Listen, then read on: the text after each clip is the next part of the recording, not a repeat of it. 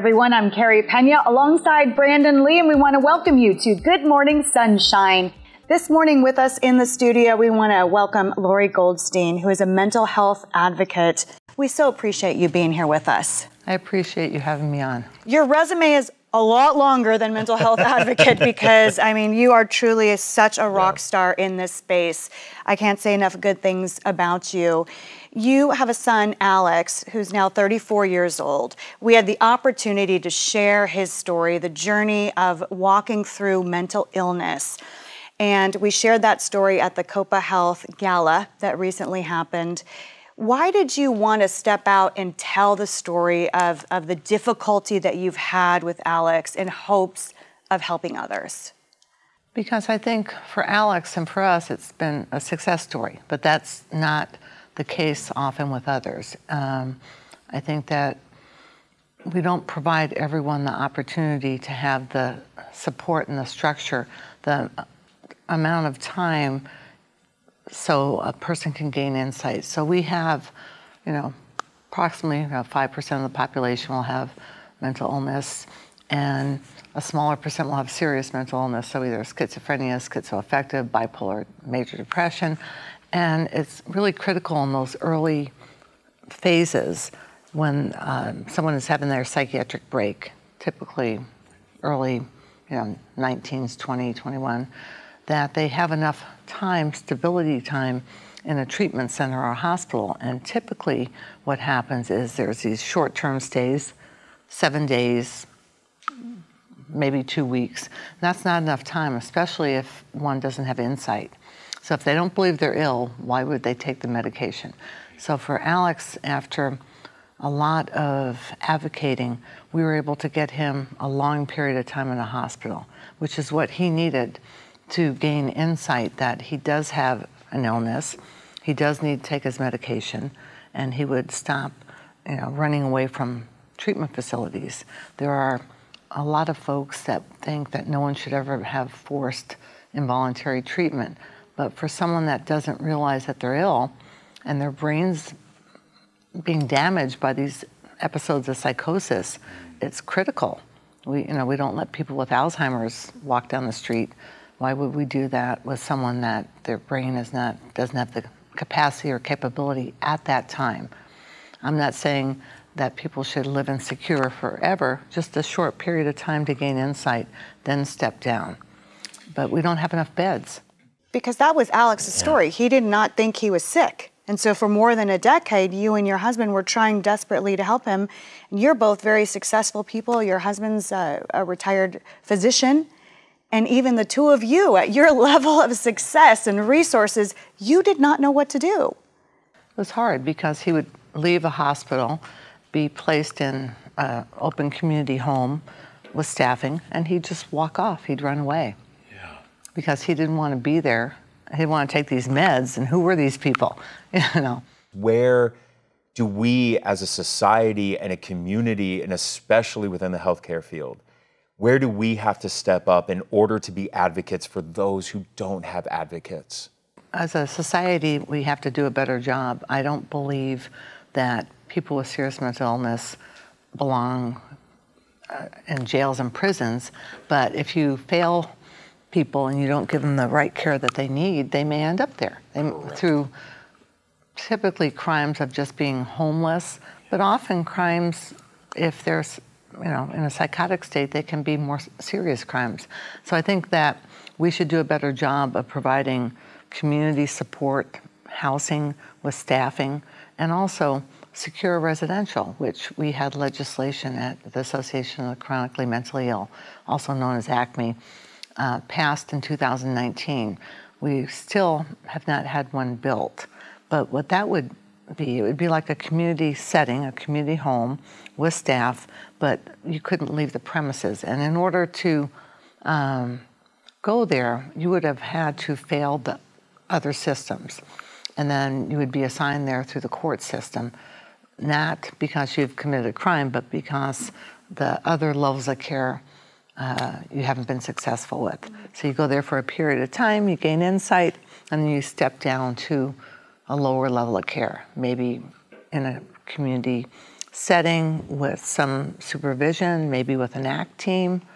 And you guys know about ACT teams? Yes, Okay. I do, yeah. So some people fail even with the highest level of community support there is. And for all purposes, practical purposes, we don't really have a state hospital. And we have 55 beds for Maricopa County, which is over 5 million people. And we have 117 total beds, that includes the 55, for the state, which is over 7 million. And the American Psychiatric Association says you should 50 to 60 beds per 100,000. So we should have 2,000 or more. We have essentially 1 per 100,000. We all know housing is the foundation. Housing is the foundation to helping someone with overall health outcomes, right? And so how has COPA in that sense been a help to not only you and your husband, but to Alex as well? Dr. Mike Franczak, who works at COPA, recognized that there's this big canyon, that people fall into when they step out of births and they go to community. So he came up with a lighthouse. It's kind of an enhanced community living home where there's still staff, but you don't have to go and fall into the canyon and then have to recycle back into a hospital, into a birth.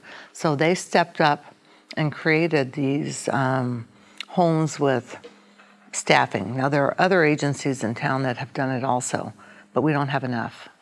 I know COPA is stepping up to do a apartment complex in Tempe.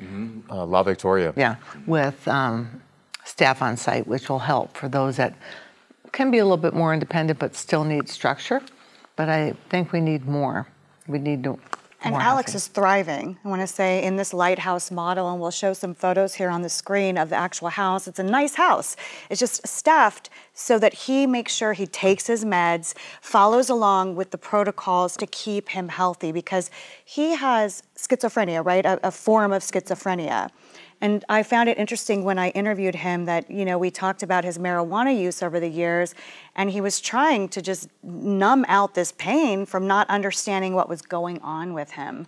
And I was just so happy to see his happiness in where he is today. When he stepped on stage to receive the Triumph Over Adversity Award at the COPA Health Gala, COPA Cares, what did that feel like for you as a mom who's walked on that journey for so many years and stood by his side? What did that feel like for you? We're very proud of him because, Alex is very kind-hearted and intelligent, and sometimes he can look at his life and say, why me? Why do I have to have this horrible disease? Why do I have to? And I said, everyone has something, so you're better because of it. You can help other people. You're now a role model. He helps other people in his home and other places do things. And a cute story, so another wonderful healthcare leader, Larry Buono, of Resilient Health. Alex is going to teach Larry how to play guitar. So he's going to give him guitar lessons. That's awesome. Cool. Yeah, what a moment for Larry too. Yeah. I know Larry. That would be amazing. I got to take some video and pictures of that. And lastly, I really want to talk about how important it is to have housing and programs for folks like your son Alex. Important for parents and families too, because you want your child to have a life of independence. Like, as a parent, you want your child to be independent. But I think sometimes what gets lost in is that all the focus is always, on folks like Alex, the care, the treatment, and whatever. And it begins to have impacts on the outside family's life as well. And I just wonder, how important was it to you as a parent to be able to see that your son doesn't have to live under your roof day in and day out and have that responsibility, and able to, have a life for you as well, so it's not always about Alex 24 hours a day. The independence important for you and also for Alex. I think every parent's dream is that their kids grow up to be successfully independent. No one that I know ever wants to be a guardian forever. I mean, you step in and do it when you have to, but that's not something that's natural. That's not something that you want to do. You want your children to have independent lives outside of your own, because eventually parents are older, parents die. You know, they have to learn to navigate the world independently and have that relationship where you're still supportive, but you're still not in that parent-child relationship of caretaking. So what Copa Health is doing is huge in this space, and there's a lot of momentum around that. The housing meeting healthcare, important, and thank you for all the work you're doing. If people want to find out more, like resources, they might be watching or listening to this segment, walking through a mental health journey with themselves or someone they love, where would you send them? Well, Copa has a great line with Andy Arnowitz. So Copa has a family resource line. Also, ACME, we advocate, and they can go online and send us a contact request as well. NAMI does basic training and family to family, and that's good. So I think I'd start there. Yeah. There are resources. Yeah. Sometimes it's a little frustrating because you have to search them out, but there are people, and Brandon and I work closely with Copa. They're ready and willing to help. So Laurie, thank you so very much. We appreciate you. And I was so glad to give Alex that award on stage. I know. That made my whole I day. saw how proud he was just outside in the courtyard area and in that grotto area before the evening began. And you could see, he even said, I'm really, really proud of myself. And I loved seeing him say that. Yeah. Rather than somebody telling him, aren't you proud of yourself? You know, and he said, yeah, I'm really, really proud of myself. And that sense of pride is huge for him too, right? Because at that point, you've taken ownership. Yeah. You've taken ownership of what you need to do. And he's done the work to do it. And it was just awesome to see. Thank you, Laurie. Thank you. Thank you.